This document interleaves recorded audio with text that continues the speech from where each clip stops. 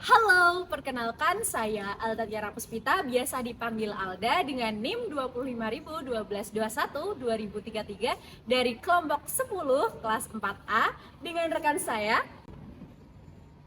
Kurnia Dinanti, biasa dipanggil Nia dengan NIM 250000122120009. Nah, kali ini saya bersama Alda akan menjelaskan terkait tugas dari mata kuliah Manajemen Bencana tentang mitigasi atau pencegahan dari bencana tanah longsor. Langsung aja ke videonya. Nah, pada kesempatan kali ini kita akan belajar mengenai bencana tanah longsor. Bencana tanah longsor yang akan kita pelajari adalah bencana tanah longsor yang ada di Kecamatan Banyu-Biru, Kabupaten Semarang. Mengapa kita mengambil wilayah ini? Karena Kecamatan Banyu-Biru merupakan salah satu kecamatan di Kabupaten Semarang yang memiliki potensi bencana tanah longsor yang paling tinggi. Hal ini dikarenakan faktor-faktor dan kondisi fisik yang ada di Kecamatan Banyu-Biru. Nah, sebelumnya mari kita belajar apa sih tanah longsor itu. Tanah longsor merupakan suatu peristiwa geologi yang terjadi karena perpindahan massa batuan atau tanah dengan berbagai jenis. Nah, berikut ini merupakan beberapa kejadian tanah longsor yang ada di Kecamatan Banyu-Biru.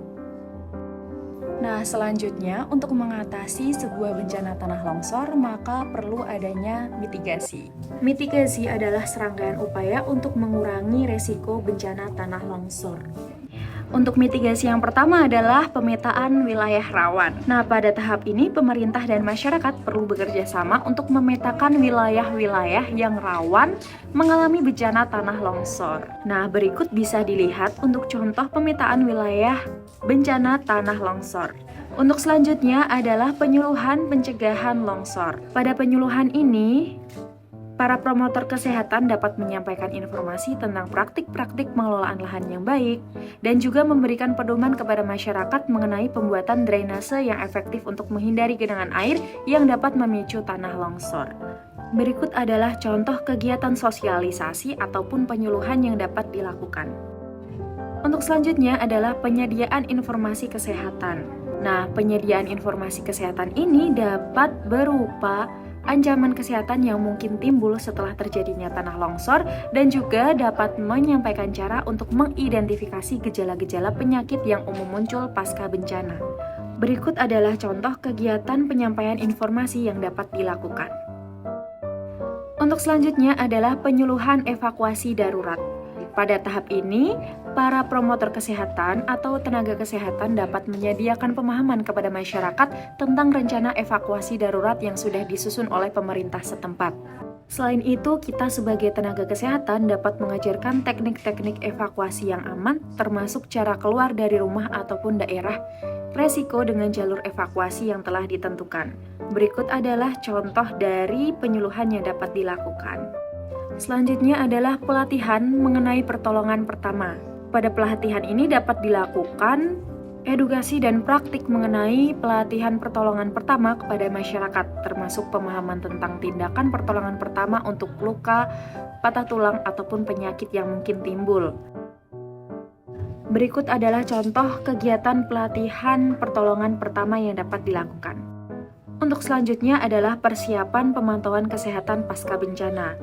Pada kegiatan ini, kita dapat menjalankan kegiatan surveillance kesehatan untuk mendeteksi dini gejala penyakit yang mungkin muncul, memberikan perhatian khusus terhadap kelompok rentan, dan juga menyediakan layanan kesehatan dasar di pos-pos pengungsian.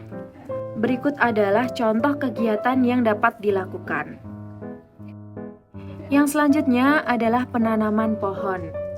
Pohon sendiri memiliki akar yang kuat yang dapat membantu menahan tanah di lereng. Penanaman pohon di daerah rawan longsor dapat membantu mengurangi resiko terjadinya tanah longsor. Maka dari itu, dari BNPB terkait maupun pemerintah terkait dapat melakukan program penanaman pohon di wilayah-wilayah yang memiliki resiko bencana tanah longsor seperti yang ada di gambar. Selanjutnya adalah pembuatan terasering. Terasering adalah teknik pertanian yang membuat lereng menjadi bertingkat-tingkat. Hal ini dapat membantu mengurangi erosi tanah dan mencegah terjadinya tanah longsor. Terasering sendiri biasa ditemukan di daerah yang memiliki lahan sawah. Hal ini dilakukan agar mencegah terjadinya tanah longsor di suatu daerah tersebut. Untuk contoh, kita bisa lihat yang ada di gambar. Selanjutnya adalah pembangunan infrastruktur tanah longsor. Bangunan yang didirikan di daerah rawan longsor haruslah tahan terhadap longsor. Hal ini dapat dilakukan dengan menggunakan bahan bangunan yang kuat dan desain yang tepat. Nah, berikut ini merupakan proses pembangunan infrastruktur tanah longsor. Mari bersama-sama menjaga lingkungan di sekitar kita karena setiap tindakan yang kita lakukan akan berdampak pada kelestarian alam. Dengan peduli dan bertindak, kita dapat mencegah bencana tanah longsor dan melindungi rumah kita serta generasi yang mendatang. Sekian dari kami, semoga bermanfaat. Terima kasih.